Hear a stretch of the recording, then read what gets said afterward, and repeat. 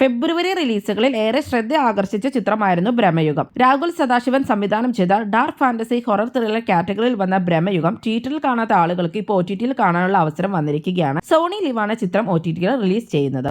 തിയേറ്ററിൽ ഏറെ ശ്രദ്ധ നേടിയ ചിത്രം ബ്ലാക്ക് ആൻഡ് വൈറ്റിലായിരുന്നു റിലീസ് ചെയ്തിരുന്നത്. OTT-യിലും ചിത്രം ബ്ലാക്ക് ആൻഡ് വൈറ്റിൽ തന്നെയാണ് റിലീസ് ചെയ്യുന്നത്. മാർച്ച് 15-നാണ് ചിത്രം OTT റിലീസ് വരുന്നത്. നിങ്ങളിൽ എത്ര പേർ തിയേറ്ററിൽ ഈ ബ്ലാക്ക് ആൻഡ് വൈറ്റ് വിസ്മയം അനുഭവിച്ചിരുന്നു? നിങ്ങൾക്ക് OTT-യിൽ ഈ ബ്ലാക്ക് ആൻഡ് വൈറ്റ് ചിത്രം കാണുന്നതിനെ കുറിച്ചുള്ള അഭിപ്രായം എന്താണ്?